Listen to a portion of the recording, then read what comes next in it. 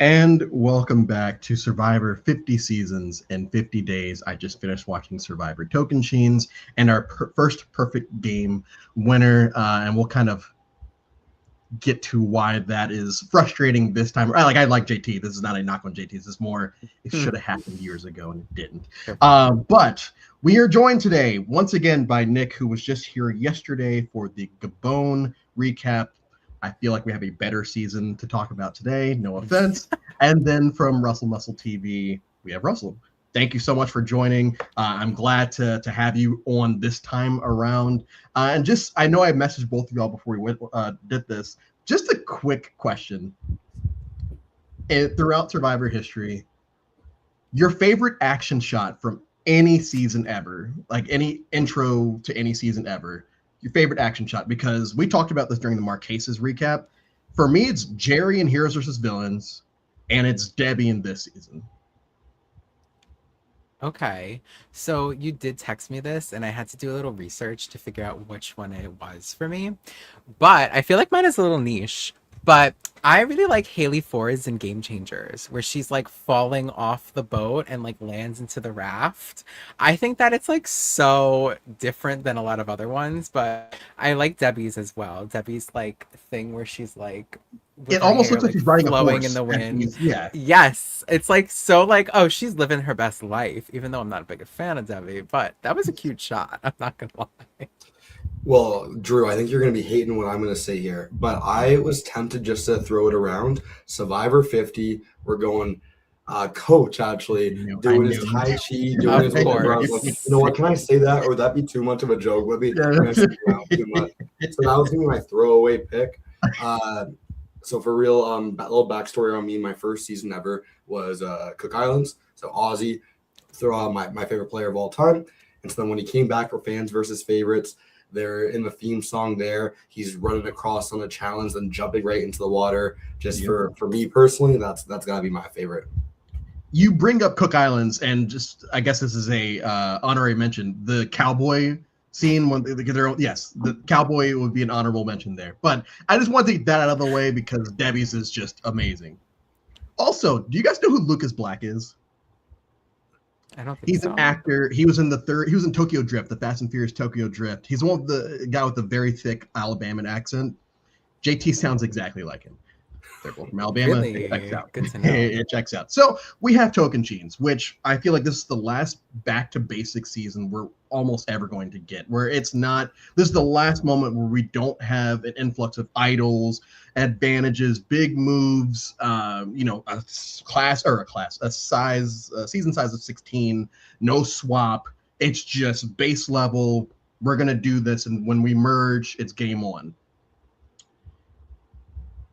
Do you miss this? We'll start with Russell here. Do you miss this? Do you think that this is something that we could do again? Not necessarily, a lot of that other stuff, but like a cast of 16 where we just kind of let them fight it out for 8 or 9 episodes. Well, I don't know if you heard. We're entering the open era of Survivor. Anything's possible now.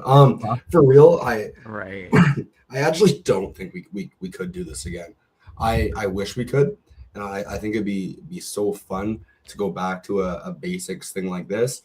But Jeff and production have shown time and time again in the new era, even in Survivor 50, when you have a cast that is firing on all cylinders, they want to soak up as much screen time as they can, but they're not going to do that. They're not going to let the players play. They're going to have to be throwing all these advantages and twists in. And I mean, we'll see how Survivor 51 and 52 play out, but I think you're dreaming, and it's not going to happen if you want to see something like this happen again. Do I want it to? Yes, 100%, but I'm being realistic.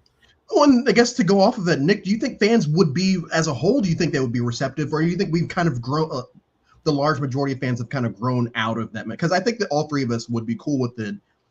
Do we think that like the Facebook moms and all of these people, do you think they would be fine with just one season of even a Tocantins style game? Yeah. See, that's where it gets a little interesting, right? Because I feel like the like super fans, if you will, we have very much the like minority opinion, which is funny because then like I feel like even within the super fans we all argue. So I feel like even some super fans would be like, absolutely not, I don't want this. I want there to be idols and journeys and puzzles and all of this bull crap. Me, I want this. This was the first season that I watched in full. So I know I was here yesterday and I said that Gabon was my first season, which it was, but I tuned into Gabon like for the first time like halfway through. This was the first season I started like from episode 1 and like followed all the way through.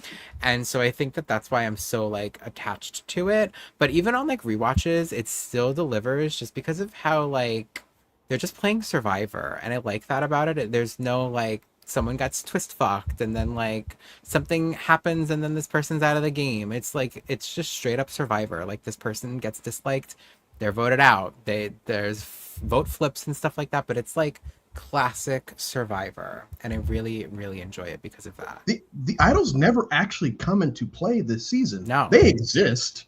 And then Yeah. when they're voted out, when the idols are taken out of the game, they're not replaced. Steven goes back to exile right after the dragon gets sent to the jury, and it's just clue number 7 instead of a new idol has been hidden, and that's something that is obviously going to change by Yes. tomorrow. It felt like this was slowly wrapping up this era of Survivor, the cartoon era, as I've been calling it over the last week, because post Guatemala, we now get into the era of characters, some big, some small. We have Gabon and everything that happens there, and then we get probably the biggest character in the history of the show, Coach. Now, as everyone kind of knows, throughout the past year, I kept on saying if Coach won Survivor 50, I would never watch Survivor again. And as 50 went along, everyone has kept messaging me saying, hey, like, are you being real? I said, yeah, of course I'm being real. I can't live in a world where Coach wins Survivor. So when he get voted out, I set this up. And I would say, and I told you guys this before we went live, this is probably my second favorite version of Coach because it still feels like Survivor's in on the joke. I feel like by the time we get to South Pacific, it's like, no, he actually means all of this and we believe him. Coach 1.0, and we're going to talk all about him a little later, but just your first impressions of Coach 1.0 when you watched back in 09-ish. God, I don't even know. I just remember him being so bizarre to me, and his like stories of him like in the Amazon rainforest and all that crap that he would always talk about. I always thought that he was full of shit. And he just, I don't know, I very much thought that he was so interesting because he was like a coach. And like he was the first person I saw in Survivor that went by like a name that wasn't their name. So it was very interesting to me that he was just like coach. Because like in Gabon, that wasn't a thing. You have GC, so you've got the right, golden title. right, yeah, sure. But yeah, he was just always so bizarre to me, but always full of shit. That's for sure. Never was a fan. I thought like I probably came in at the perfect time, being 10 years old watching this season. I'm like, oh, like this guy's being crazy. He's calling himself the Dragon Slayer, doing all these nuts things, and it was perfect. It brought me all in. I'm like, oh my god, this is so fun. This is so crazy. Whatever. And as you go, like you're going to talk about Coach 1.0, 2.0, 3.0, 4.0, it changes a little bit, and it starts becoming when we get to Survivor 50, which will be in a long time for you. But June 28th, Survivor 50, a month from tomorrow, it starts to get a little bit sad. It's like this Dragon Slayer guy is getting a knee cramp and is drowning in the ocean. Like it's the hero I grew up watching is now completely washed up and maybe it shouldn't even be out here anymore. So it's a little bit of a different thing for me actually going back and watching it. I'm actually curious for you, Drew, for you doing this for 42, 46, and now, do you like the season more or is it worse now? Tocantins has always been right around 9 or 10 for me, which it's like as far as pre-heroes versus villains, China, Pearl Islands, and Tocantins, I feel like as a whole are the best casts. of that 1 through 19. Now, whether I have them, but Tocantins for me, because by this time watching Coach, it's like, okay, I get it as far as what he is bringing to the show. I absolutely understand that. I'm not a hater in that aspect. I understand that he plays his part very well during this season. I think where my annoyance has always come from him is I used to think that Coach fans were like in on the joke. And then when I start to realize that, oh no, people actually think that he's really good at the game, it's like, oh, well, that's not the point of Coach. The point of Coach is to be this larger than life character. Whether he's being real or not doesn't really matter. It's more of he's there to serve a purpose and then inevitably get voted out. And then when I hear, oh, it actually is disrespectful, he was on the Villains Tribe. It's like, is it? Is that the craziest thing you've ever heard, that he was on the Villains Tribe? The captain of sports, Danielle, is on the Villains Tribe. I feel like that's way more disrespectful to her than it is to him. Yes. But I'll digress for now, because we're gonna go on many Coach tangents throughout this, because he is the main character outside of many large characters that we have in the season. Starting this, do any of you guys actually know what a pace is? No. You don't actually know what a pace is? Okay. I still don't know what a pace is, so I actually would be sort of lost, but I've always assumed it was just a couple steps. I just assumed a couple steps is probably a pace. Coach wants to change the game. He wants to change the game. We're still in an era of Survivor where there are steady changes in the game almost every season. Even just going back, micro is when Jeff really starts using the word blindside, and it actually means something. It's not just a 7-1 vote. It's like, that was a blindside. It's like, no, these people are actually pulling off this crazy shit round by round. Do you feel like out of, let's say, just 11 through 20, Tocantins is like peak, we won't say 20, 11 through 19, is that like peak new era Survivor, as far as if we're just counting 1 through 10 as its own thing, 11 through 19, is Tocantins where it hits its peak, or do you feel like it's somewhere else? Is it like controversial of me to say Micronesia instead? No, this is an opinion question. Well, I mean, I guess because like Micronesia, because it has like a lot of the actually they're not even from the old era, like Sari and Amanda and like those are all people that would be in like that newer era. Yeah, Fairplay's the only one from pre. Yeah, that's interesting. I never even realized that. So I mean, for me, it peaks at Micronesia and then just keeps going. Like I think that Micronesia, Gabon, and Tocantins are all like 3 of my favorite seasons of all time.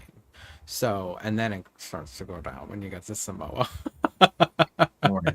Please don't remind me. Yeah, I gotta say, it probably peaks at, like, for me, going from China, Micronesia is probably China's good too. Where we're going there too, right? That boom boom. I'm not the biggest Gabon fan, so I'm gonna be a hater there a little bit. But then we bounce back for this season, of course, as well. Yeah, we bounce back, and because Gabon is full of people that just don't know what they're doing, which is fun in a bubble. Like we talked about yesterday, it's fun in a bubble of just watching 18 Jamokes just kind of do Survivor. There's out there cosplaying Survivor, not knowing what's actually going on. And then we get to Tocantins, where we have at least half the cast, maybe more, that understand it and are trying to navigate it. I think it is a breath of fresh air if you don't like Gabon. And if you do like Gabon, it's like, okay, yeah, let's get back to watching the show proper, if that makes sense. So I do think that Tocantins is the peak, because we get Samoa Heroes vs. Villains, which is like a prequel / movie 19 and 20, and then we're off to some dark times from there, and we never really have an almost consistent run that we do 1 through 20. Again, there are some stinkers in there, but I feel like 21 through 50 have way more than the first 20 seasons. And that might just be recency bias. It's the golden era of Survivor, for sure. Yes, because it's the gold. Yes, exactly. Taj is married to Eddie George, which they make more of a big deal of that than the fact that she's also a award-winning Hello? award-winning singer, but like whatever. We're trying to play to certain audiences, and it really works with the men on Jalapao or jalapeno, as it's called at the beginning of it. Russ, if you were playing with someone and they, because this is something that people either choose to say or not to say depending on the season, if someone is that open about it, how are you reacting? Yeah, I mean, I know you got money, so I'll probably like that. That's a piece of it as well. But I'm gonna be all in. I think it's gonna be really cool. Gonna want to talk with you and things like that. I'll be friendly. It'll be a conversation starter for sure. Um, I think she knew the tribe she was on, and I think it was the group she was working with, and that was the group where you talk about it with. Yes. Right? Like you want to play to your group. Now in a different season in Gabon, actually probably not. But you play with the cards that you're dealt. Yes. Please. Nick. What was the question again? Just you're out there with someone that you know, like that is being upfront about it. You don't have to do investigating. They're just upfront. Hey, this is who he is, or this is who I am. So for me, this is so funny because if it was me that was on this season, I would have no idea who the hell her damn husband was. So like to me, it wouldn't affect it at all. And I feel like that's how it is with a lot of these people who are like married to athletes or even the athletes themselves. Like I would have no idea who the hell any of them are unless they're like a football player because I do watch football. But even then, it's like I don't even I feel like there's a lot of players within football that I don't know. So for me, I feel like I wouldn't really give a crap. I would appreciate the honesty though, because to me that would show that like, hey, this person isn't trying to like lie about, who they are. So And that they have money, and that because I don't know if it's not shown on screen, so I don't know if Taj was ever actually out about her fame. Yeah, it's never actually said on screen. Yeah. So that's maybe that was a way of going around it of like, oh yeah, my husband is Eddie George, but I'm just Taj. Right. Like I'm just a wife. Meanwhile, she was definitely more than just his. Like Taj is like her own type of famous. Like that's what I'm saying. Like, but maybe it's just like so interesting. Yeah. Sierra is dying at the very, very beginning of this. Sierra is dying, and I'm gonna say this at some point or another. I want to say Samburu, and I know it's not. I know it's Tambura, but Samburu is the first thing that pops in my head because Africa. And Tambura is not having her, and they're not having Aaron for the entire season. And the funny part about all that is Sierra and Aaron aren't having any of each other either. And it's like, let's get together and do something here. I know this is the last time I believe that we're going to get these first impression. I guess Kagehan does it too. Of just staring someone down and just kind of figuring out how I want to vote right now. And Sierra does look like death. And I feel like I probably would vote for Sierra in that situation. Do y'all feel for her this season? Because she's catching a lot. And just talking about what happens on screen, because I know there are things that have been said that have happened off screen, which is why a lot of people gave her a lot of shit. On screen, is there ever a moment where you're like, man, I really wish they would lay off of her? I'm a huge Tyson fan. Oh, well. So I thought it was, only on screen, not the person themselves, just the TV personality watching the TV show. I thought Tyson was hilarious for the entire season. I want more Tyson bullying people in confessional. So, but more. He should have been meaner to her. No. All right, I don't even think he could have. That is crazy. Her boyfriend can't be cool. he was really mean to her, like really mean to her. They get along perfectly in Ponderosa, like which Aaron is like funny. Has, like, a beef with people, yeah. To answer your question, Andrew, I absolutely like Sierra this season. She's on like the higher like end of the rankings for me of like the whole cast. I enjoyed her. I think she had a really big underdog storyline, not to go too far ahead, but I just think that she looking at like the first episode and how like she was literally like deathly sick with her tonsil situation, and she ended up and her whole tribe did not like her, and she ended up going pretty damn far. So I liked her. I think they definitely gave her way too much crap. Um, I'm not a Tyson fan. Sorry, Oh, see, Russ. I love Tyson. Basically every moment he has this season, I'm cool with. Some of the stuff is like, all right, just shut the fuck up. But like every Tyson that we get afterwards, especially, I guess, quick side note, one of the only times I've been able to read the edit is in Blood versus Water, because it's like, oh man, Tyson's not being portrayed as a dick this time. That's curious. He's crying and stuff. That's curious. I wonder if he wins, because of what we had seen up to this point. But yeah, I've always been a Tyson person. The Sierra thing has always been like, all right, I get why he's a villain on Heroes vs. Villains. Sierra's jury speech, which is now fresh in my head, was the most grating out of everyone there. It was Gabon-esque as far as how much she was trying to tear into both Steven and JT. Like, she was really trying to make these guys feel bad. It's like, really, them?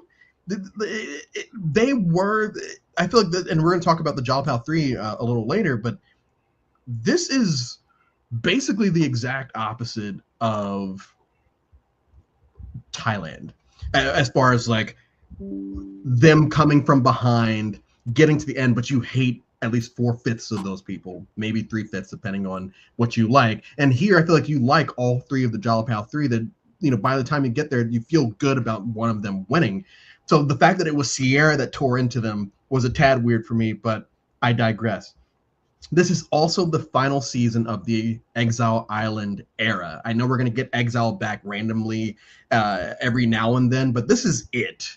And I think this is the best version of Exile Island as far as the look, because it doesn't even look like that Exile is in the same location as anyone else, you know, playing in Tocantins.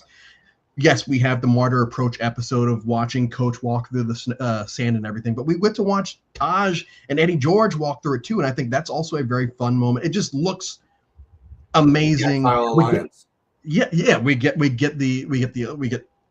all of it, and so for me, I think this is a great bookend to Exile. Do you think there's anything else that we could have done with Exile in 19 or 20 or even farther, or do you think this was good? Let's end it here. I mean, I think that like they did a lot with Exile on this season when you put it like that. I think that I enjoyed Exile personally because it depends, right? I feel like in Gabon, Exile got kind of old because they were just sending the same person over and over and over and over and over again. Whereas like with Tocantins, it got a little different, but I liked the cross-tribal alliance. I thought that was one of the smartest things that we had seen on Survivor at that point, and just so cool because it kind of like works. So I really liked the alliance aspect of it. I don't know though what else they could have done with Exile Island, honestly. I mean, it's like a cool twist, but Heroes vs. Villains is a movie. Like you don't change Heroes versus Villains at all. Yes, but I think like, and I also think it's perfect not having a swap. But not having a swap on Heroes versus Villains, it could have been cool, kind of interesting to have both tribes send someone to exile every couple episodes, just so you have a little bit of interaction between them. Maybe I don't know. The letter doesn't happen. But the letter doesn't happen if Exile Island exists. So that is true. The letter does not happen. All right, we have Ryan joining us. Shit, we have Ryan joining us. Hello, guys. God, I know the nickname. We haven't talked much about Coach, but we're gonna get to it. Ryan, quickly, is Tocantins the right spot to end the Exile Island twist? I think there are times when it has worked again in the future. I think especially on seasons like Blood versus Water, you know, I think it provided a great way for kind of the loved ones to communicate across tribal lines. I think it did its job very well in Tocantins. I think once you see the potential of the twist kind of play off, maybe you start to think there's diminishing returns the more you bring it back. But I wouldn't say this is where you end Exile Island. I think we've kind of seen Exile in a form return with like the journeys and stuff. And I think that's where it's kind of become a bit excessive. So I think Exile in this form is perfect for the show. And I think it should have been utilized in this form a bit more than maybe what we saw in subsequent seasons. And bring Cochrane back. Yeah. Oh, yeah. The Cochrane Exile Island twist is by far the best. No thanks. I've often said that the food eating challenge and touchy subjects are my two favorite challenges in Survivor. So those are the two challenges I would love to do on the actual show because I'd kill them.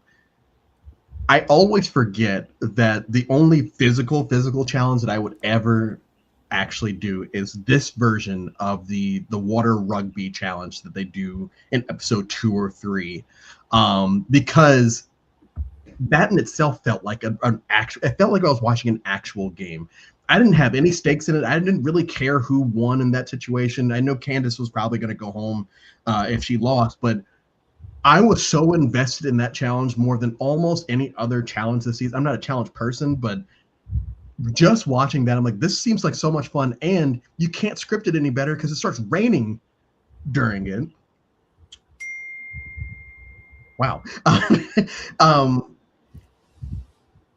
As far as challenges just in this season, which one has stood out to you over time, I guess? I mean, I say. Oh, okay, Ryan. Yeah, go ahead. Okay. Obviously, the final immunity Samotion has become like an iconic challenge. They say if you want an iconic season, end it off with Samotion.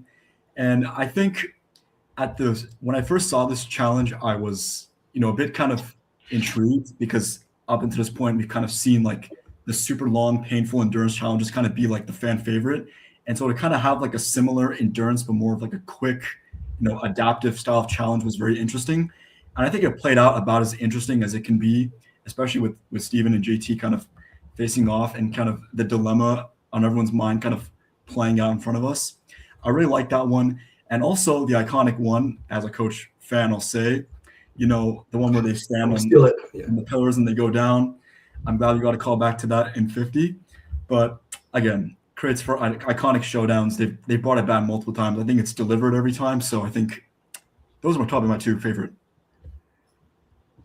Russ? Yeah, I'm going to go with that one as well. The coach coming back from exile, breaking his back during the challenge, still losing it in iconic fashion. The editors are having so much fun with the noises in the background. That's got to be it. That's TV gold right there. You can't make it anything better. And Nick. So for me, there's two challenges that really stand out outside of the ones that you guys both mentioned, because I agree. But the pole one for the merge immunity, I believe it was, that one really stands out to me. And just thinking how like impressive it was that Tyson was able to like use his toes to like hang on to the thing. I thought that was like disgustingly cool. And also the challenge where JT loses his tooth. Like we haven't mentioned that yet, but I thought that was kind of crazy. Yeah. That was a good one. Yeah. Well, then. Yeah. Tocantins is one of the last seasons where the challenges just feel overly unique, and probably because this is one of the last times that we're going to go to a place we've never been before, if not the last time. No, we go to the Philippines and then we go to Cambodia. So I think those. But anyway, in my notes I have Brendan U. Jabroni, and this is just the first time I have it written down because I have it down 3 times in my notes. The first time is not telling Sierra before Sierra has a chance to go off to exile, and I know that the Exile Alliance has been brought up already, but this is not the last time that Brendan's just going to have such a dumb moment that you just kind of sit there thinking, how is he being clocked as the biggest threat to Coach? From Coach's perspective, when I get Tyson trying to say, hey, I feel like Brendan's building bonds on exile, but all Coach is saying is there's a dragon that needs to be slayed, and that's kind of it. Brendan, this is one of those fun facts that Brendan's like the richest person to ever come out of Survivor. I think the second. He's second. Yeah, David Sampson. I think. David Sampson. Yeah, he on the Marlins stuff. Brendan this season, is he the dragon? Let's say that we're not counting JT. I know JT is probably the real dragon here, but is Brendan the dragon at this point in the season? I mean, I guess. I don't know. Like, who else is like Coach's biggest op when you think about it? Sierra? Like, what kind of a dragon is Sierra or Aaron? Like, are they really dragons? Like, let's be real. I don't think there was a dragon. That was the problem, but Coach created a dragon in his mind. Yeah, I agree. I think he was Coach's dragon. I think he was also Tyson's dragon. He was Tyson's dragon for the right reason. For But the I right think it's reason. interesting that Tyson sees, all right, he's a smart guy. He's building connections with the outsiders on our tribe. He's building connections with the Exile Alliance. He's a threat. He's too connected. And Coach just sees he thinks he's a better leader than me, so he has to go home. They're both the dragon, but for completely different reasons. And I think that's what makes this season so funny. It's like kind of like the dichotomy between these people working together. As for who's the dragon, I think obviously JT is the dragon that no one JT for wants to sure. slay. Or should I say like a serpent that kind of hypnotizes everyone. But I think Brendan is like the most sensible guy out there probably. And because of just the wackiness around him, he just kind of gets like discarded for not no reason, but just being too sensible and not being able to kind of appeal to the more abstract qualities that his allies are looking for. Just to see him as a too normal, too good at what he's doing, and just kind of comes to his demise. Too normal. Yeah. Yes, and so this I made this phrase, or I didn't make this phrase, but I mentioned this phrase yesterday, and I mentioned this phrase during Vanuatu.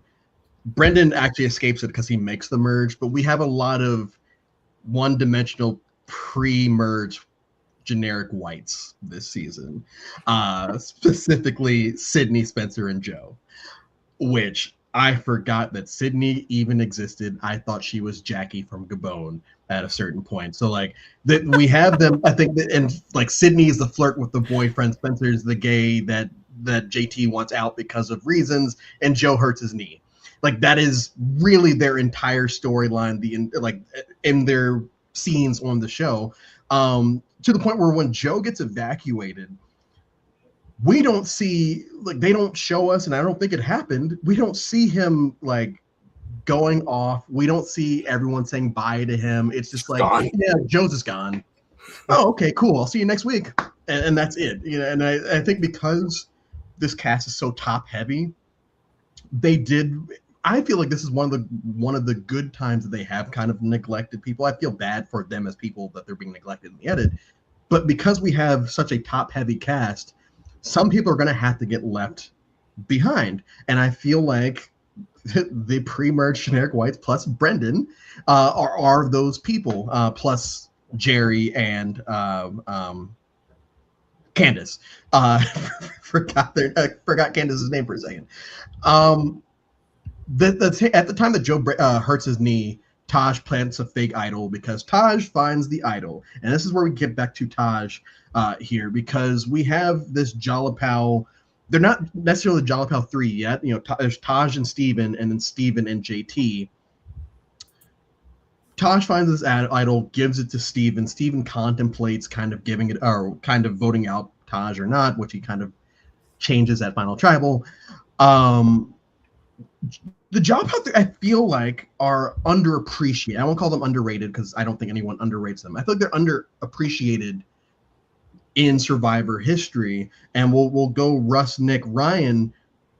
Why do you think that is the case? Is it because JT is a dominant winner on paper? Do you think it's because people just haven't watched Tocantins in a while and they forget that it's actually the 3 and not the 2? I think you put it right there. They forgot the 3 and they just kept the 2. It's like the new era. Drop the 4, keep the 1.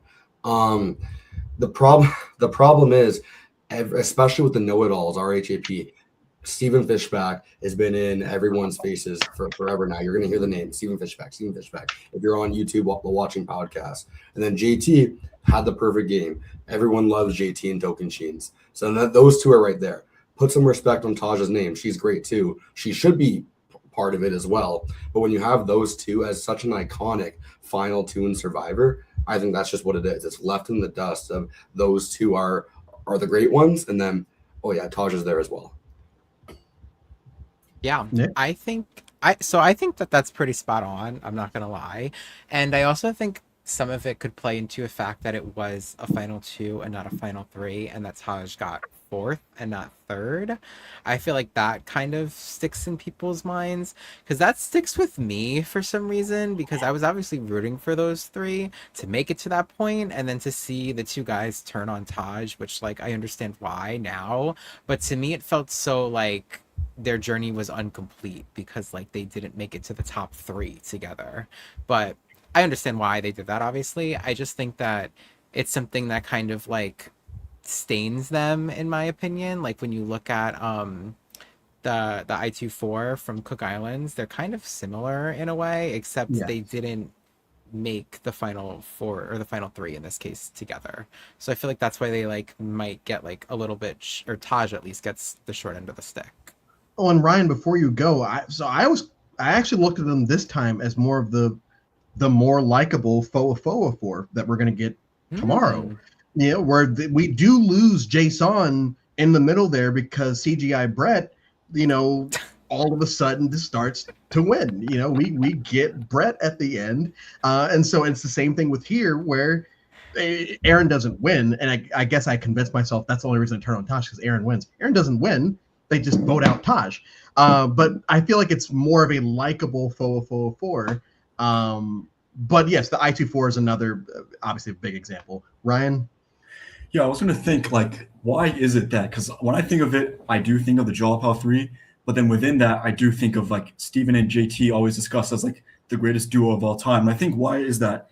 And I think, you mentioned a good point of, like, yeah, like, it is the final two. You remember the season by the final tribal, and whoever sat there kind of paints an image of your mind.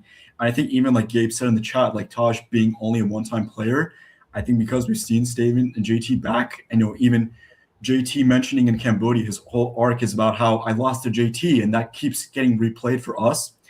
I'm trying to think of why that is, and I think of, well, maybe because she wasn't in the final three, but then I think of like the Tika 3, and it's like Carson didn't make the final three, and they get mentioned as the Tika 3 all the time. So I think the reason why is because of the way the relationships are portrayed on the show, and I think for Taj, the way she's shown, I think it's more of like a game relationship with her and Steven, and to an extension, her and JT. Whereas I feel like Steven and JT are presented initially as like personal friends that are able to get along despite their different backgrounds. And that's portrayed to us very early on. And obviously they have an incredible game relationship. But above it, I think people just see them as like the unlikely duo, the people from completely different backgrounds who, despite their differences, are able to come together and work so well together. I think, for me at least, that's the big reason why I think they just get remembered more, is because of they're like the friends. The betrayal hurts more because they were buddies since day one. They've been talking about the day 39 feast together, like they always say. You can't forget the breakfast. Yeah. So I think that's just the reason. Maybe had Taj been in the final two with Steven instead, maybe would be remembering as Taj and Steven, and then JT is just like the fallen angel, but there's just no way to know for sure. Instead, it's Aaron that's the fallen angel. So the second time in my notes that I have Brendan Nero Jabroni is when they merge, Brendan doesn't touch base with Taj or Steven. Now, Brendan says it's because I'm trying to keep it under the radar. I guess the problem is if you keep it too far under the radar, people just think that you're not trying to work with them, which is the conversation that Taj has with both Steven and JT of like, hey, I don't know if I can trust him anymore because he hasn't come to me. So if Coach is coming to you with this plan, I think he's a crazy person, but let's probably go with that. And so once again, Brendan he's not doing his due diligence to just make sure and solidify, hey, we are good. And then of course we get, we hit peak Coach character at the merge because the episode starts with the classical music in the background. He's doing his Coach Chi in the water, or whatever he claims that it was passed down by Tibetan monks or whatever. But we hit peak Coach, and this is also when we get the Amazon story where the little people are going to eat his ass and they're beating him with clubs and all of this. And Brendan, to his credit, is the one that says, how'd you get there? Like asking the actual logical questions. Russ, you said when you watched this, you were 10, 11 years old, and this was like the perfect person for you, like this character. Yep. Did you believe the coach stories as they were being told, though? Yeah, come on. Why would he lie? He's Why would playing he lie? I don't know. I feel like you got no. He's lying a little bit. But it was so. It's like it was so much fun. I didn't care. You know, like that's the honest answer there. Like, sure, the story was ridiculous, but so was Coach, and I like what you said. I don't know if it was before the show or when we started talking about how Coach works the best when you don't take him seriously, and that's even at whoever you are watching Survivor. If you're 5 years old or 95 years old, like Coach can be good, fun TV, but you just can't think he's actually a good player, right? Like, yeah. He starts Survivor 50 giving this great monologue, and he said preseason too that he's gonna trying to get as much screen time as he can, having fun for the audience. This is him the first time back since South Pacific or whatever it is. Like coach is perfect. Just make sure that he doesn't win the game because he doesn't deserve it. Nick, where I want to go with the come off of that question, for you, is Coach somewhat like Coach as the character as he is in Tocantins? Because we see a lot of people work with him this season. Is that someone that you feel, just knowing everything that happens here, is that someone you feel like you could just be like, you know what, I'm going to work with this person anyway, just because of this, that, or the other? Or is it someone that's like, or you Sierra, and it's like, no, like he's got to no. Absolutely not. I wouldn't even be able to like fake it. I feel like absolutely not. He would get on my nerves, and I feel like if I was on, so personally, I feel like if I was on Survivor, I would have a short temper because I can't have coffee and I'm gonna be hangry. So I feel like I would not be able to tolerate Coach on the island, if I'm being so honest with you guys, and I would want him gone. But I do like what Russell's saying in terms of like you can't just take Coach seriously, because me as a viewer, like when we saw like Coach was on 50, I was like, I'm like, a part of me was like happy that Tocantins, which is one of my favorite seasons, is being represented on this, even though it's at that cost. But I felt like also if Coach didn't win South Pacific, Coach was never winning ever. So I wasn't really worried about him winning 50, unlike you, Andrew, because I felt like no one was going to vote for Coach to win. Which, you know, now that I'm talking about this, maybe I should want to work with Coach from on the island, because Coach ain't going to win. So I could sit next to him. But I got to tolerate that and all those stories and all of that bullshit for however many days, which I don't know if I could do. He has some amazing haikus, though. What were they haikus? They weren't even haikus. They weren't even haikus. Ryan, you have the Tidewalker here, and we know that's from 50. Do you have a Coach nickname? From me? Myself? Yeah, do you yeah. Did I buy one for $200 from him? Well, no. Just like, what do you think Coach would call you? I hope you haven't paid money to get Coach to give you a nickname. No, but once on an Instagram Live, I did type in the chat. I asked him, "Will you crown me as your assistant coach?" And he said yes. So I guess my name would be the assistant coach. Okay, and we're gonna get to his actual assistant coach in a couple of minutes. The Dragon Slayer is born here. The merge boot. Oh well. The second boot of the merge is born here because Brendan has been named the dragon. We get Jalapal and Tambura kind of getting together to split the votes on Sierra and Brendan. Brendan doesn't play the idol after saying he has the idol at Tribal. Another Brendan Jabroni moment.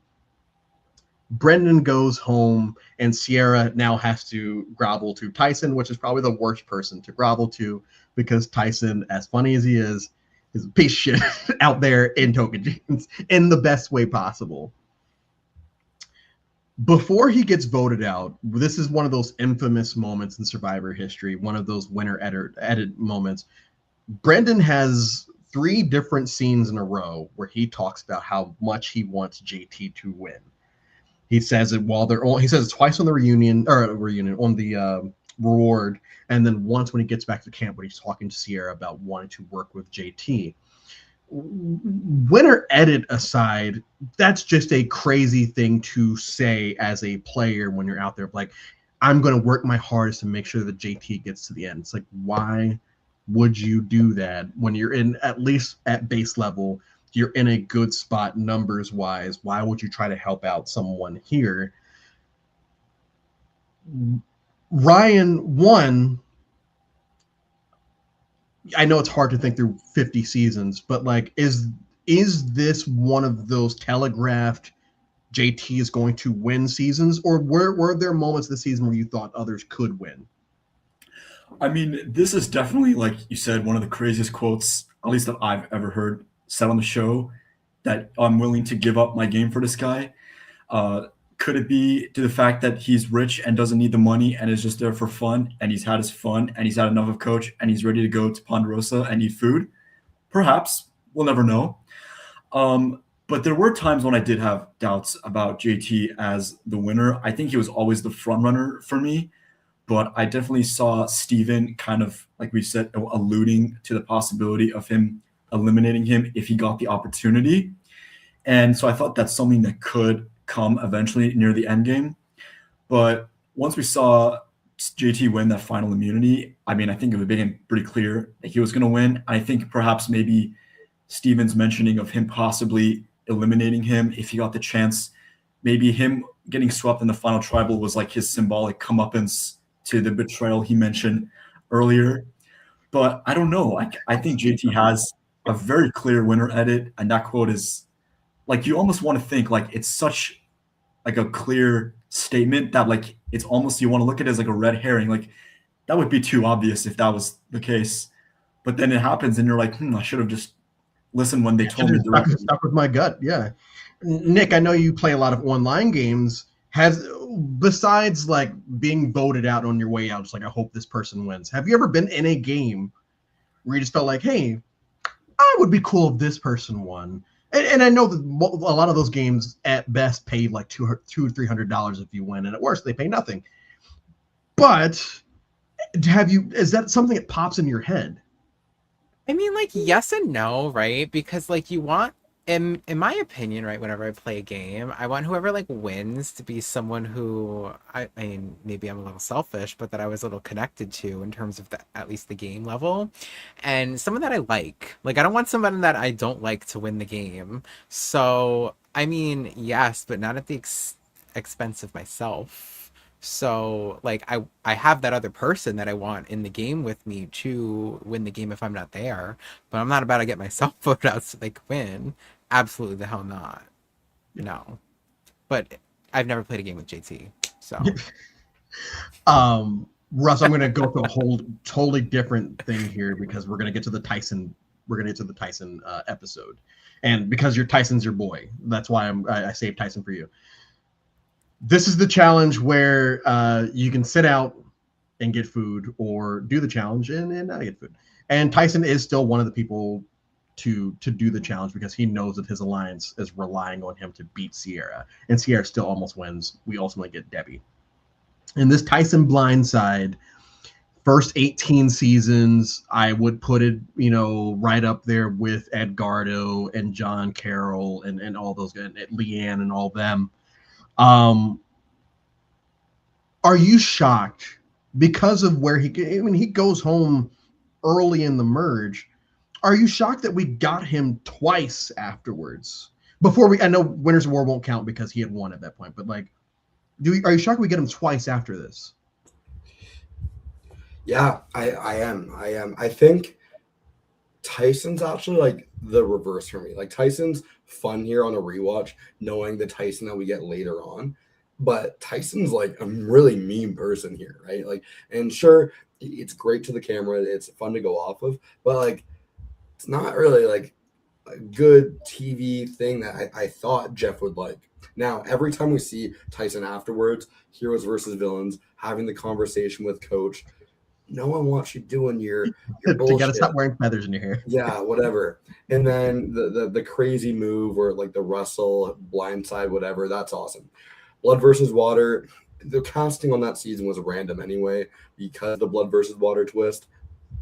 And then Winners at War was Winners at War. He came back Edge of Extinction. I kind of like Tyson's progression story arc as we go through. And I think Winners at War is a little bit different, a celebration season, but Tyson gets better and better as we go through the show.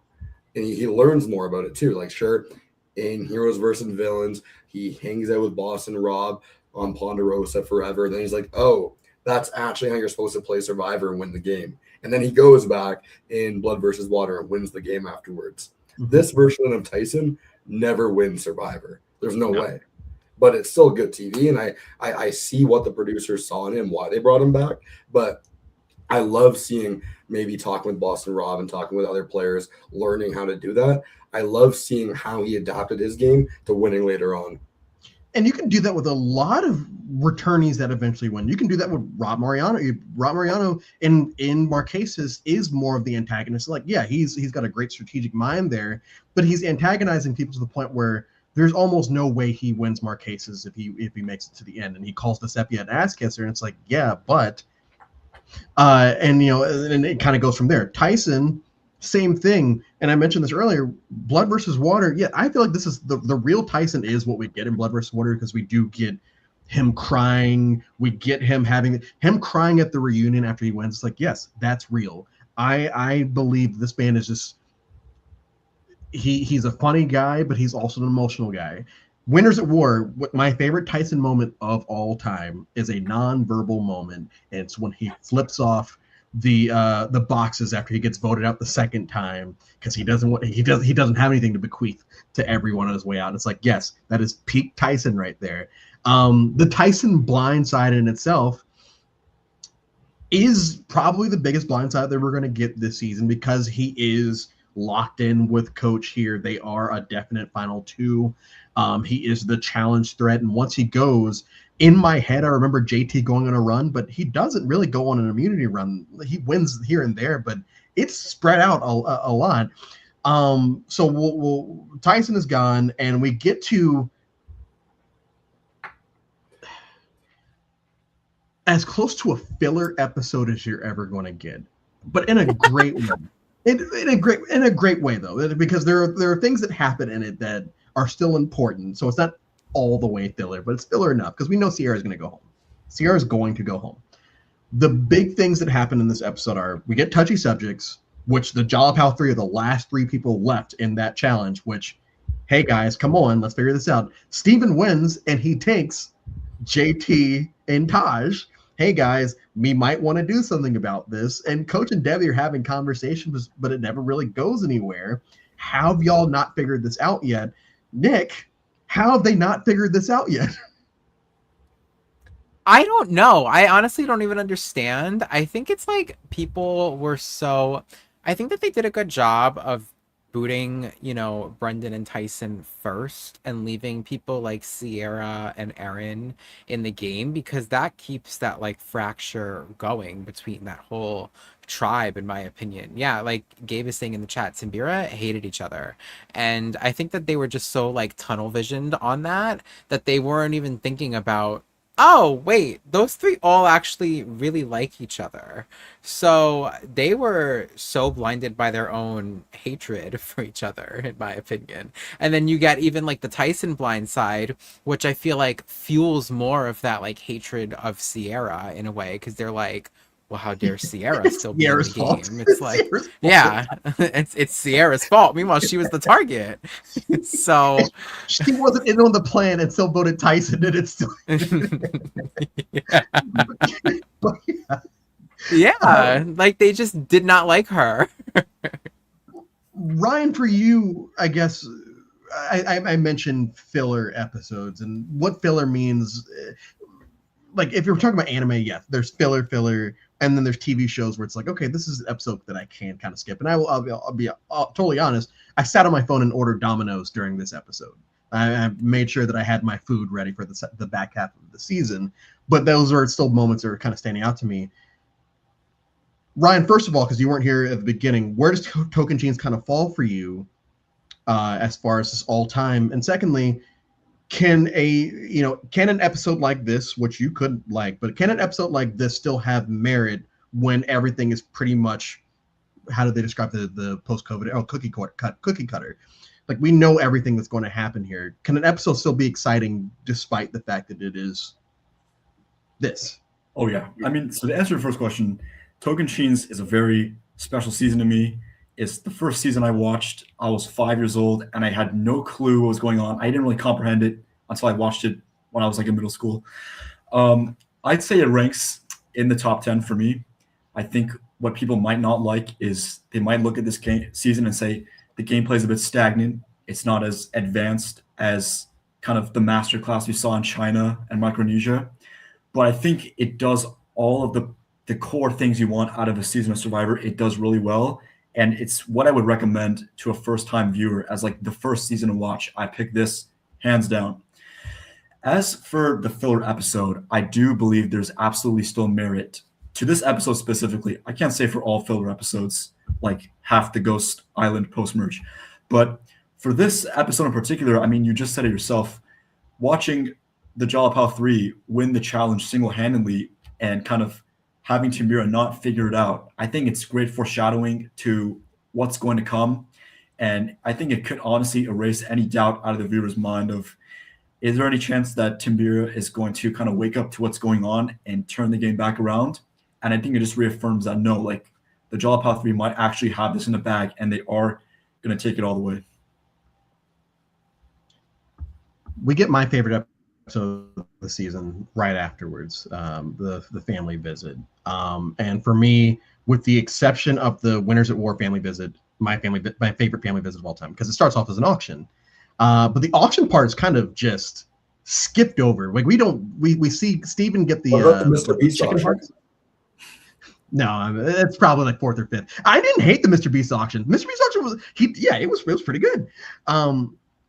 But we get the auction, but it's kind of skipped over. We get Steven with the chicken hearts and all of this, or whatever hearts he was eating. And then we get Jeff with the old school 2009 phone saying, hey, this is high-end shit here we got here, fam. And he pulls it out. Hey, who wants this? And everyone just gives their money to Taj. And they're saying, yeah, Debbie's got a husband. She's got a family, but Taj has a new baby back at home. Blah, blah, blah. Taj goes up. Eddie George is on camera. See you back at the camp. And one of 5 Survivor moments that will get me to tear up every time I watch it, when she has that moment of like, see you back at the camp, it breaks me every single time. And today I was drinking, so like it broke me even worse. This is the second season in a row where someone wins a family visit, and everyone else still gets their family anyway. Like it happens at Gabon. Dr. Bob wins. His wife comes and it's like, hey, you know what? We're just going to give you everyone. Is this even a reward? I mean, yeah, it's a reward as far as it's a reward for everyone. But is this? Why don't they just, I guess, just say, hey, your family are here? If that's the point. If that's the case, I guess. Nick? I never thought of that, honestly, but like I guess that would be kind of boring. I feel like the person who wins it should have gotten something like extra for it, I guess. But a comical visit, like she says. I mean, sure. But like, I don't know. I guess that it would be kind of boring if they were just like, hey, your family's here. Have some fun. So I guess that they need us to watch something. But yeah, as Gabe is saying, production was feeling nice. I don't think production is as nice at all anymore. So I mean, we just saw in the most recent Joe's sexy wife in for the finale. So like... I know, but they made them wait until they got to Final 3 for a family visit. I feel like that's kind of crazy. So they're not nice like that no more. It's only 26 days. It's probably the family visit here was like day 35. Yeah, I think so. Yeah, that's true. Russ, do you share what you do for a living? What do you do for a living? Yeah, I'm a coach. I'm just like you, just like Coach. Not two coaches. Okay, so this is perfect then. Because I was going to ask, if you were a coach, would you have your assistant? But you already are. Your assistant coach, or unless you are an assistant coach, would you have your head coach come out is there any way that you don't have family or a loved one come out? Because at this point, if you're not in on the joke of Coach as a viewer, if you're not in on it, and then you find out I would rather have my cousin Coach over a steak dinner or whatever, filet mignon, I believe he uses. Like, I'd rather. It's like, if you're not in on it at this point, how can you not be now? He brought his assistant coach out to do yoga poses and crack his back. One, who would you bring out if you don't mind answering that? But two, is there any world you bring out a coworker? Yeah, that's a crazy one. I'm a swim coach, and so there's about 10 coaches that work at this club I work at, and so funny enough, I'm moving actually next month, but my current roommate, I'm going to move in my girlfriend next month actually, but right now I'm rooming with a fellow coach of the club. So, I mean, if anyone was going to bring a fellow coach or a coworker with them, I guess it would kind of make sense for me. He is my roommate as well. So, but yeah, that's a wild moment. I specifically remember back in the day, Survivor was on at Thursday nights, not Wednesday nights. Mm-hmm. And I specifically remember watching this family visit live. My mom was crying during the scene. I was like, everyone was emotional during the Taj scene. It was great stuff. It was great stuff. Your question, who would I bring with me? It's got to be a family member, right? It's not going to be, I'm sorry if I think my roommate's here right now. He's not coming. Coach has a whole ass family too. Like, Coach has he has a whole family back home. This is not. How do we know that? How do we know that? Look at the reunion show. Like, his only other option was the author of his book and his lady friend. So his lady friend, the real Dragon Slayer. Yeah. Also, and I'll stay with Russell on this. I don't remember. This is, I think, my 5th or 6th time watching Tocantins. I don't remember Aaron being that ingrained with the Jalapao 3. And then today, watching, it's like, no, they're repeatedly saying it's the 4 of us. It's the 4. They keep saying it's the 4 of us. And then, they keep voting against each other here and there. She votes for Steven during the Debbie vote or something around there. Mm-hmm. When you think Jalapao 3, is Aaron ever in your mind? No, Aaron's never there. What are you talking about? No. Honestly, when I have the Survivor wiki beside me right now, looking at everything that's going on, and if you have it pulled up beside you and you've never seen this season, you're probably like, oh my god, this is the most boring pagonging ever. This season's post-merge is gonna suck. But it's not. It doesn't end up like that at all. You don't, in the actual episode when you're watching it, the strategy is cool, the back and forth and everything. But just looking at it here, I didn't realize it was Timbira. Okay, Jalapao 3, you're done. Okay, obviously Steven and JT. Timbira, you're done with Aaron as well. Like, looking at it versus the final product that we got is wild, completely mind-blowing. The Survivor wiki front page notes versus what we actually get on TV. So, but no, Aaron, you're not on the It's not the Jalapao 4 for a reason. It's the Jalapao 3. Really, it's Steven and JT. So get out of here, Aaron. We get to what the fandom has deemed as one of the greatest episodes of all time. Survivor definitely has deemed it as one of the greatest episodes of all time. I see merit in it. Like, I don't hate the episode, obviously. And I would probably, if I were to ever rank episodes, it would probably be top 20, whatever. The Martyr Approach. Debbie goes home after trying to blindside Coach because, Steven and JT are like, oh, man. Debbie goes home, and we get to, right before the reward challenge, Coach is talking about how, exile this, exile that. And Steven and JT, the two people that are, out of everyone on this season, are at least shown to buy a lot of what Coach is selling, specifically JT. They're shown to buy a lot of, are starting to call it out of like, Coach is always saying a lot of this stuff, but like, I don't know if he's going to actually survive out there if he actually gets sent. So we get to the reward. JT or Steven win. I think JT wins. Yeah, because he's like, oh yeah, be the warrior. JT wins. They say who to go to exile, JT or Steven, and I didn't know this until today. Steven kind of looks like this he does this to Coach, and JT's like, okay, Coach, go be the warrior. He says he's going to take the monastic approach. I think that's the phrase. And Aaron calls him out on it. Like Aaron just straight up says, of course he says this, that, and the other. He's a fucking joke, basically. Nick, we'll start with you. Just from the beginning of that episode until the moment Coach gets to exile. So we're not even talking about when he actually gets there. How are you feeling? Because this is great television. Like I do enjoy the martyr approach. What are your thoughts on the episode up to this halfway point? I mean, it's TV. I'm not gonna lie, and I'm enjoying it more because I don't like Coach, and so to see him get like roasted by Aaron and then get sent to Exile Island by JT, who's like one of the only people that's left that's buying into his bullshit, as we're saying, and he's like, "See ya, buddy. Have fun. Go be the warrior." It's like, I'm loving it, honestly. I eat it all up. I think that this episode is top tier, and we're not even at like the best part, which is like when he's at the Exile Island and the yeah. So it's already Ryan, building up nicely.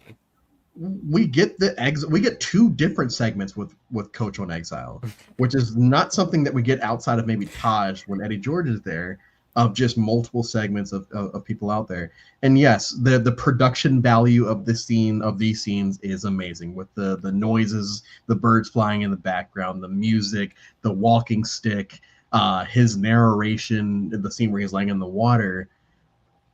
Coach person or not, do we love the scene? I mean, I think this is my favorite scene in the history of the show. Coach is my favorite player of all time, and I think this scene is like kind of like the call. Don't look surprised. Come on, we're gonna have to kick Ryan out. This is crazy. No, I'll say he's a ridiculous. I know. I'm not. This is like the culmination of like all the ridiculousness piled into like technically 2 segments, and it's like this is what we've waited for. Like we've heard the Amazon stories, we've heard his talks of honor, integrity, and iron sharpens iron, but like it's all led up to this.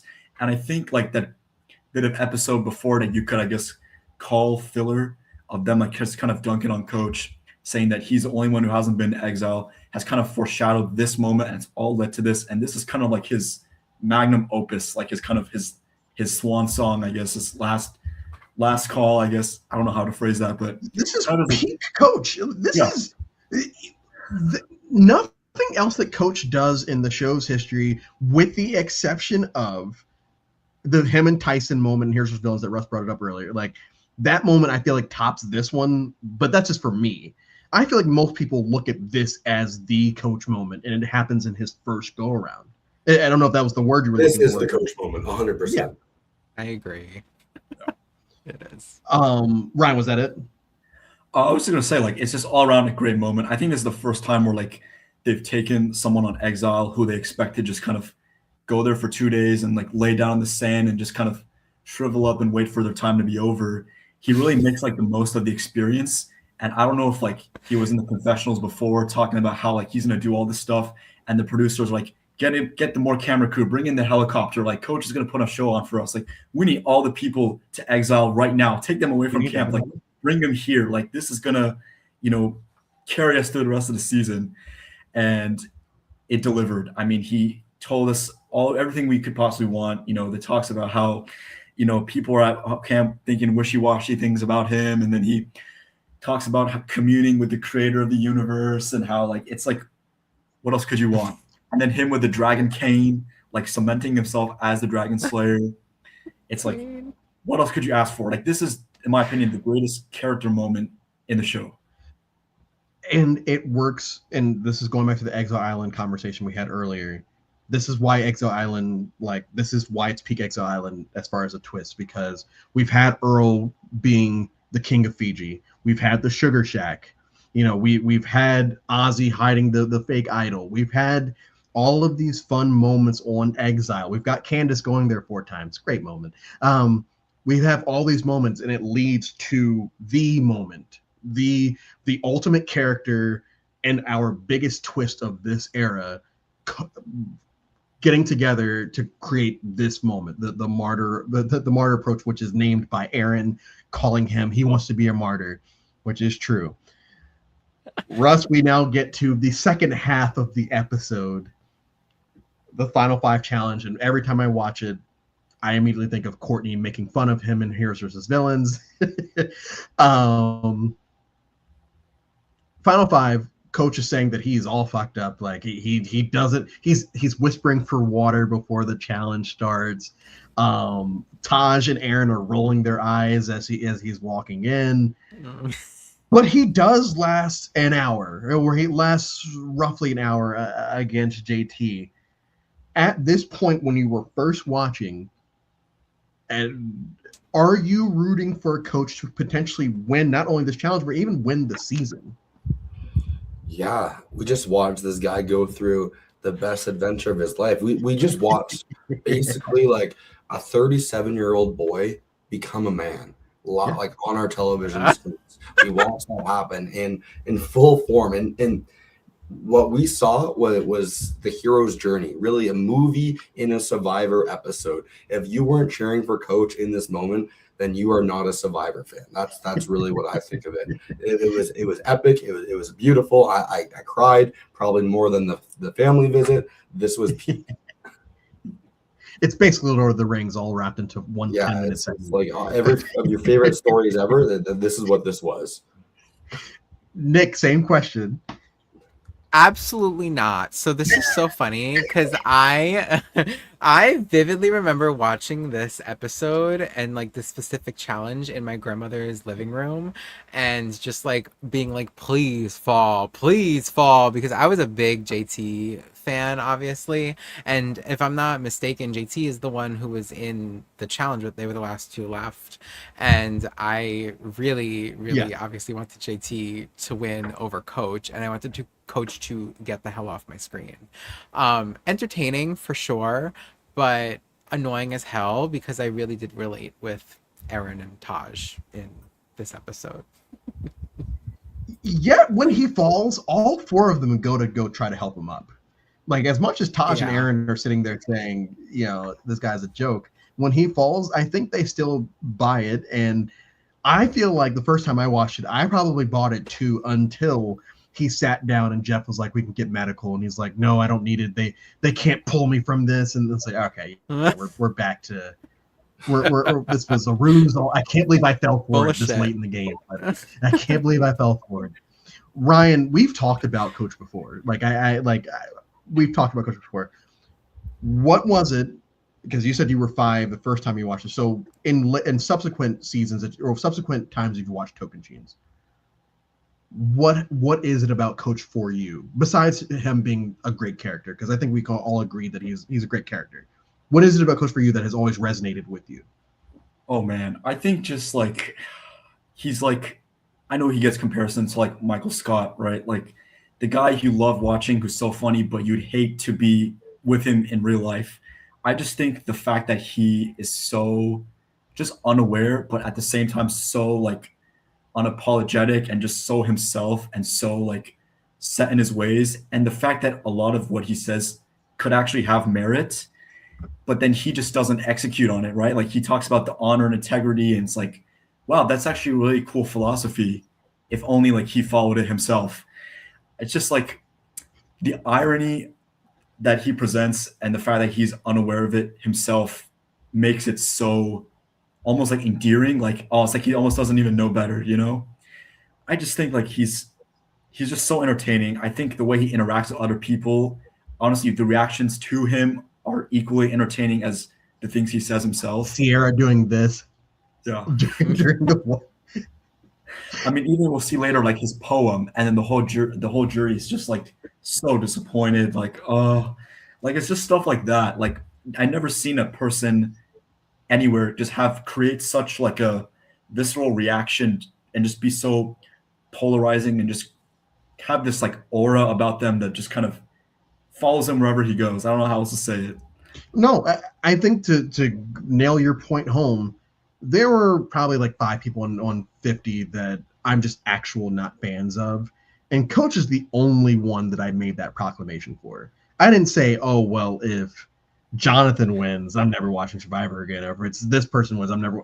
It was only Coach because I don't even. So Coach is. I'm going to talk about someone tomorrow that I actually just don't like. Coach is just one of those people. It's like, yeah, I get it, and I appreciate Coach for what he does, but he gets me to emote so much as far as like, no, I don't need this man to win, and I can't say that about almost any other player that has ever played, with the exception of a couple. So Coach does give his little speech at the end of this episode. The jury pretends to be asleep, including Tyson. And then we get to the final four. And this is where Fishback starts to pull an Amanda Kemmel, because it's just flub after flub, and he can't bounce back at any point, until the point where Jeff is calling him out during Tribal at Final Four. Aaron and JT are calling him out at Final Three. And you start to feel for him, like you start to feel for Amanda Kemmel in 15 and 16, because in both those seasons, right around day 38, she's getting called out for a lot of mess that she just eventually can't bounce back from. Starting with you, Russ, do you feel like Steven could have had a chance from 4 until let's say that everything still plays out the same? Do you think that it is more of a what he does from 4 to 2, or do you think that it's always 9-0 or whatever, 7-0, no matter how he plays these last 2 rounds? Before we're going to get to Final Tribal in itself, but no matter how he does it, do you think it's always that 7-0? Is it always 7-0? Is it always a perfect game? That's we could have a debate about that. That'd be a really fun podcast, actually. But I think no matter what Fishback does, JT wins this game unless JT gets sent out earlier. No matter what he does, I think maybe he can get a vote or two if he plays these last couple of rounds better, and he owns his final Tribal better, and all those things. Like, it's really, really a really poor performance by Fishback. But unless JT is out of the game, he doesn't win. He maybe gets 1 or 2 votes, but he never wins. You feel for him. You feel for him. Once again, not even talking about Final Tribal. Nick, we have the moment. So Taj goes, and we have the moment after JT wins some motion, where Aaron straight up says, "Oh, Steven was going to take me. Steven was going to take me." And JT, like, you can believe this or not, and Steven's bringing up breakfast on day 39, and he's bringing up basically everything to be like, see, just like, JT, I'm with you. Please believe me. Please believe me. For you, you're in JT's shoes. You know, even though he's sitting there saying, I don't know if I'm going to win or not. And let's say that he actually believes that. If your only other op left in the game is telling you your number 1 was going to flip on you at 3, how are you reacting? I feel like at that point, so like you're asking me after I've won the immunity, right? Yes, after you've won. Yeah, after you've won the immunity. Yeah. So after I've won the immunity, at that point, I kind of don't really care, because to me, it's like, well, who do I think I could beat in the final 2, regardless of what this person was going to do to me or might not have been trying to do to me? They didn't win the challenge. I won the challenge. So at the end of the day, it's my decision of who I'm sitting next to at the end, not theirs. So if they were plotting against me, good for them, but they can't do anything. So if I'm JT, right, and I'm looking at Aaron versus Steven, I would still want to go to the end with Steven, not even just because of our bond this whole time, but going to the end with a Timbira member after we just put their whole tribe on the jury sounds like a death sentence to me. So I would have definitely stuck with Steven, regardless of if Aaron was telling the truth or not. I would like to think. And so we do get to this Final Tribal, and it basically turns into both China and Micro, and a little bit of Millennials versus Gen X, jump ahead a couple seasons, where we have 2 people that have basically been playing hand in hand the entire time. The only problem is there's one person that is very willing to just kind of say, yeah, this person was doing this, and like, I like really standing up for their game. And then there's another person that's being fairly timid with how they're presenting themselves. And once again, you start to feel bad for Steven again because he just keeps getting caught in these spots where he doesn't know how to talk his way out of. And JT just keeps answering questions just like this. And whenever Steven does try to eventually fight back, JT's like, Steven, that's not true. Steven's saying, oh yeah, JT went to blindside Taj right before the merge because of the idol. And JT's like, no, that's not true. You said that you had the idol, so what are you even talking about? Ryan, as you're watching this final tribal, just even from the jurors' perspective, just from the final two, how, I know it's very, we're all sitting at home. How does Steven flub this badly? Honestly, I wouldn't even say he flubbed that badly. I wouldn't say necessarily that you can say his final tribal performance was not great, but it's like, what could he have done? I feel like it was kind of his past decisions just kind of catching up to him. I mean, you see JT kind of taking shots at him the whole time, and Steven says one thing, and he says, well, that was the first shot I took at you. And JT's like, yeah, but everything I said is true. And I think that's really it. It's like, Steven is like this kind of more schemy player. And I think his strengths as a player are that he knows who his biggest threat is in JT. But it's all for nothing if you can't get rid of the biggest threat. And now you're sitting at the end next to him. And now he's ready to air out all the laundry. And when he's the one who's like the good guy who's honest to everyone, maybe a downside of his gameplay is that he's a big threat. He can be sniped out at the end. But when he gets to the end, that doesn't matter anymore. And you're faced next to the guy who's been the golden boy the entire time. And you look like the guy who's been kind of cutting everyone on the way out. And so I don't really think there's anything Steven could have done. I think it was a losing position the second he got there. And I think his bad final tribal performance was really just his kind of miniature, not failures, but just his inability to get JT out at the end, kind of just all crumbling down on him. I think if he was able to take Aaron, I think it wouldn't have looked like that at all, regardless of his previous actions. Russell? It's what I don't know. I really think like get rid of JT. It's the dumb. Nothing he could have done at this final tribal council would have changed anything.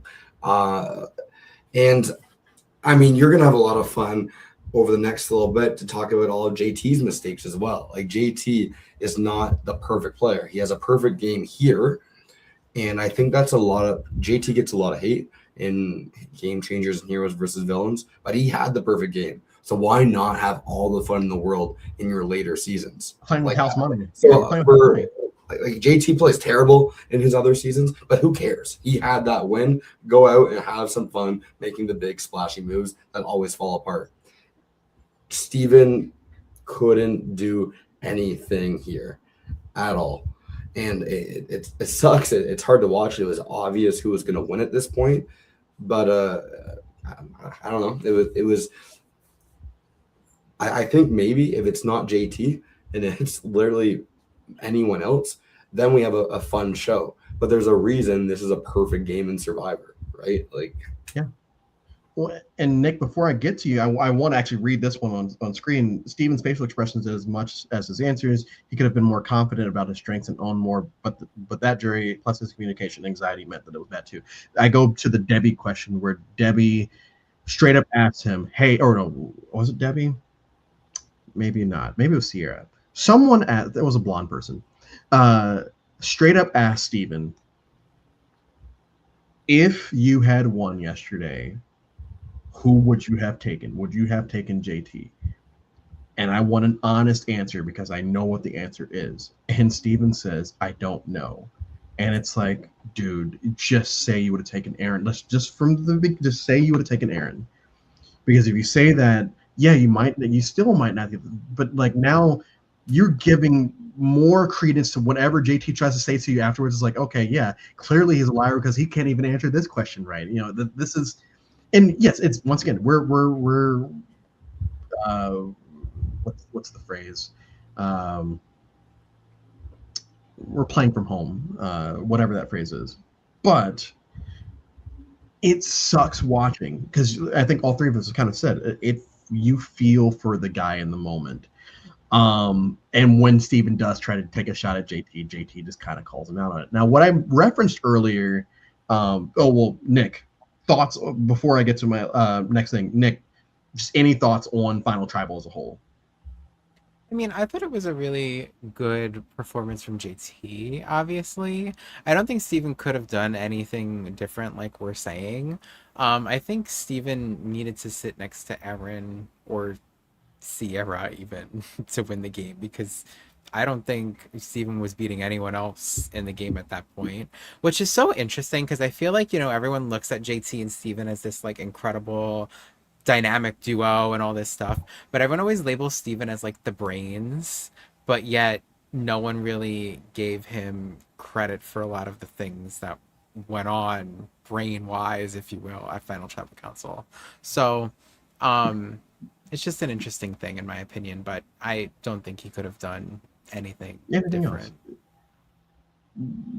Russ brought this up at the very even before we went live. Is JT the GOAT? No, or JT the GOAT? No. So Sandra is one vote away from playing a perfect game in Pearl Islands. If she sweeps the jury, she wins in a perfect game. Earl Cole, if he doesn't catch that rogue vote from Rita in Fiji, plays a perfect game. JT plays a perfect game. So watching it today, I'm looking for moments where it's like, okay, when could he have caught a vote? And it became very apparent. I don't know why it took me until today to figure it out. If Joe doesn't get evacuated, JT is catching votes at that tribal. If Joe's not evacuated, JT catches. And so I always go back to the Tom Westman thing from the reunion of Heroes versus Villains. There's a lot of luck that goes into this. And I think this is a prime example because we might not have a perfect winner until Cochran at this point if Joe doesn't hurt his knee 3 days before the merge. There are a lot of things that kind of go into it, but you also don't take away from him because he did what he had to do, and it's not his fault that people, it's somewhat his fault that people didn't vote for him, but you know what I'm saying. Does perfect game mean GOAT? Just does perfect game mean GOAT?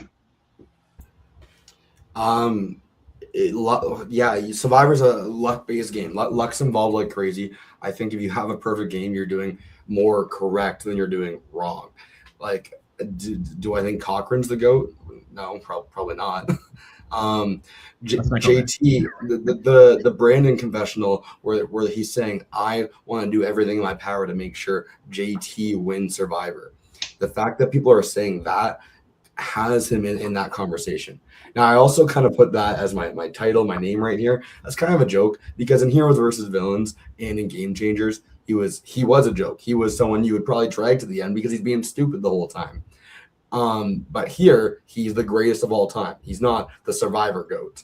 And he, like, really up until this point, and you're watching 50 seasons in 50 days, I think on day 18 for Survivor Tocantins, he would be considered one of the GOATs on the Mount Rushmore at this point in Survivor. Going 50 seasons now with watching Game Changers and watching Heroes versus Villains, unfortunately not anymore. People don't look at JT as high anymore because of those seasons, but what he did here was legendary.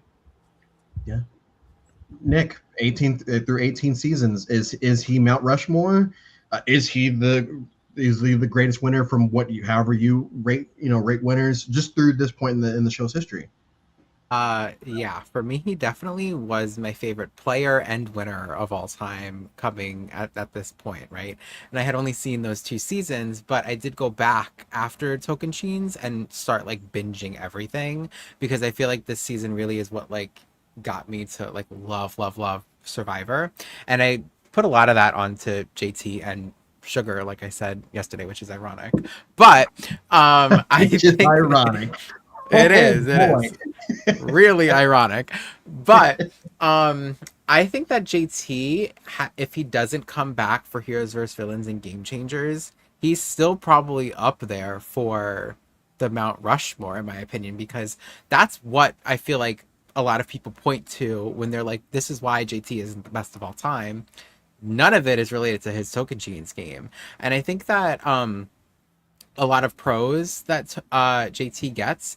One of the big things for me is how great of a social player he was, and I feel like a lot of people don't give him that credit. But he was like, oh, everyone's like, oh, he was so good at challenges, and he was the golden guy, and this, that, whatever. But he was like really good socially, and I feel like that's something a lot of people don't give him the credit for. And I think he's still my favorite male winner of all time off the top of my head. And Andrew, I want you to do this for me specifically because when you do Heroes vs. Villains in 2 days, I will be watching. But I rewatched Heroes vs. Villains like maybe a year ago, like right after 50 was announced. Um, I thought JT was actually really, really good up until a certain part. I feel like he was running the Heroes tribe. And I don't know if I'm biased just because of how much I love him, but I want your opinions in 2 days on that. I will, because I do have opinions on JT and Heroes vs. Villains, and I think he's it's not as bad overhated. as it's made out to be. But yeah, Ryan. Yes. Yeah, Ryan. Where is JT for you? 18 seasons into the show. I mean, after this performance and at this point in the show, I think it's very difficult to have GOAT conversations because we've had only one time and at most some two-time players. It's hard to develop that same consistency we have now with like 4 or 5 players in these conversations, right? But I think at this point, JT, I think you can argue has the best game, at least that we know of. Obviously, since then, I think in seeing his later performances, we can uncover flaws that might have existed in this game that we just weren't aware of. Like, for example, him needing someone to maybe strategically anchor him down and prevent him from doing things that might not be as rational on paper. But at this point, yeah, I think he's definitely in GOAT conversations up to this point. I think he has the best game played, but I wouldn't necessarily say he's the best player of all time up to this point. I don't think he showed the most skill we have seen in a winner ever, but his game is definitely the cleanest up to that point, I would say. I don't know if any of y'all are baseball fans. I know Russell brought up the Blue Jays earlier, so you're somewhat of a baseball fan, or?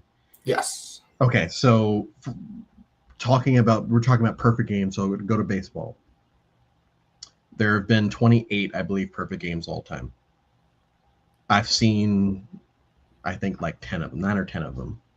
For me, the greatest pitching performance of all time is Kerry Wood's 20 strikeout game from 1998. Which wasn't a perfect game. I think it was a one hitter, but he struck out 20, and I think only one person got on base. All of that, and I consider that the greatest pitching performance of all time, despite the fact that perfect games exist. And I think for me, through 19 seasons, it's the same thing. Where like, yep, JT played a perfect game. That is something that has only happened twice. I will always give that. But for me, 19 seasons in, I think just from my personal rankings, I guess I have him third up to this point, because I loved Earl's Fiji game so much, and because watching Chris play from the very bottom and getting the women to turn on each other in Vanuatu is just such a fun watch. That's where obviously my personal biases come in, but JT I will never discredit even after his 2 other performances, because who's to say that Earl doesn't do the same thing or Chris doesn't do the same thing if they were to ever come back. That's the downside to returnee seasons, is you run the chance of I might fuck up and then people are going to look at me differently. That's why Parvati and Sandra specifically, and Tony, will always be up there for a lot of people, because even Sandra, she always makes it to day 19 when she doesn't win. That's saying something. Tony had the JT game in Game Changers where he basically was like, I'm playing with house money. I don't give a shit. I'll just do this and let's see what happens. So as we start to wrap up, I guess we'll start with this. Ryan, something that the modern day audience would not like about Survivor 18. I know you brought something up, or you alluded to something earlier, but something the modern day audience would not like about Survivor Tocantins. Yeah, I think obviously this season is, I'd say, commonly regarded as one of the better ones, one of the more memorable ones from a character perspective. I think some people might look at this and say that the gameplay is stagnant. It's not exciting Survivor gameplay that we look for in the most iconic moments. There are no incredibly iconic gameplay moments on this season. Maybe the Tyson boat, but it's not. There's no double idle play. There's nothing like that. And to that, I say that I think in the modern day, a lot of these new Survivor fans, especially people that started watching during COVID, that kind of started with the new era, they look at that and maybe they think that like, oh, this is what Survivor is supposed to be: is fast, unpredictable. I don't know which way it's going to go gameplay. And for people who started before that, who maybe have a bit more disdain for the new era, they look at some of the other Golden Age seasons like Heroes vs. Villains or Kagion, where it was very unpredictable, and they say like, oh, like that's so much better than Tocantins, right?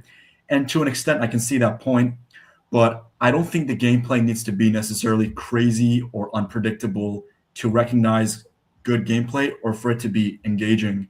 I think this season is like a great lesson, like I said, for first-time viewers of like, it shows us, alliances in one tribe. It shows us how there can be alliances across tribal lines. It shows a minority being able to take control of a majority group who's not on top of their game. And it can show that despite being in a deficit, good gameplay will always rise to the top, unless you're Suri and get screwed out of the game.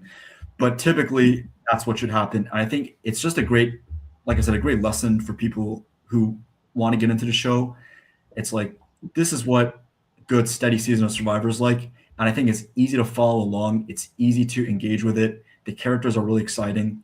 And I think the perhaps lower level of gameplay by most of the cast is not necessarily a knock on the season, because it doesn't take away what makes the season good. I think the season's good because of rootable characters, rootable underdogs, funny, wacky characters, and kind of like an arc for a duo, or I guess a trio, that makes it the whole way through. That's what I like about it. Gameplay is kind of basic, but it's easy to follow along. I think people who are watching this for the first time have a lot to gain from it. So that's what I'm saying. Okay. Nick? I think so. This is kind of funny, but I was thinking about this as we've been discussing, obviously. I think that Sierra would be like, the stands would be like obsessed with her. I feel like she'd be all over Twitter. People would be so obsessed with her and talk about how mean Tyson was. I feel like that would definitely be like a thing. Like Tyson, Debbie, and Coach, like people would absolutely hate them. Like, I mean, I feel like we kind of did, like while the season was airing, but I feel like they'd be like overly hated, and we'd probably might not see them again, which is kind of interesting given we've seen Tyson like 3 more times after this. So I feel like that crew would not be disliked. I don't think that this season would be very well liked, if I'm being honest with you. I feel like people would think it's boring. I think that people would think JT winning is boring, especially like a unanimous win. I just think that people would overall just think it was kind of boring. But for me, watching it at the time, it was like the total opposite. And kind of like what Ryan was just saying, like watching the minority go from the 3 of them to the final 4 is like so incredibly cool for me. And I always like love those seasons. Like Cook Islands for me was a fun watch when I watched it the first time, watching the I24 like figure out how they were going to get to the final 4 together. And that's kind of like what we saw with the Jalabao 3. And that's stuff we don't really get too much in modern Survivor, I feel like. And I don't know if people would appreciate it as much as we did back in the day. Okay, and Russell. Yeah, for wrapping up, I'll keep it short and sweet. Survivor would maybe get canceled, and Tyson would get like killed off for how like crazy he was out there. There's no way Tyson's getting back. Like in the year 2026, you're not editing the TV show like that. He's not walking around buck ass naked and having fun, just flashing himself to everyone. Yeah. Yes, and that's actually where I was going to go with it. It's like, yeah, you can't do that anymore. You can't just flash and think, oh, it's funny because my penis is out, but I used to be a Mormon, so it's fun. To finalize this, for me, I'm giving it, on this watch, I'm giving it a 4.5 out of 5, which now would place it out of 18 seasons. I have it 3rd behind Pearl Islands and Micronesia, and right above Vanuatu, because I love Vanuatu. Ryan, do you have anything near you? Are you shilling anything? And anything Nope. going on? No. Just, Okay. I'll go back into my shell until you do this again in 54 for 54. I won't be doing this again. Actually, But I'll be have back you. for 47. 60 for 60. You'll be back. Yeah. Nick, anything you're pitching? Well, you could check me out on our reality podcast, which is I typically only do Big Brother, but recently we've been doing Survivor and The Traitors, and we actually still haven't done our Survivor 50 finale episode yet. So sometime this week after Andrew had me booked all week. So yeah, you'll find me there. All right, and Russell. Yeah, Survivor off season. Gonna probably chill out for a little bit before we get into 51. But then big things will obviously big content's gonna be coming. All right, so make sure to go follow at least these two on all the socials. Please subscribe to their channels and ours. I will be back tomorrow, sadly, to talk about Survivor Samoa. But here's our Villains on Zone Friday. So we're almost there, y'all. Thank you to the three of you. Thank you to everyone in the chat and everyone that's been watching. It's been a lot of fun. Tomorrow I will be halfway done with this. Can you believe it? I'll be halfway done with everything by tomorrow. So until then, I will see you tomorrow for Survivor Samoa.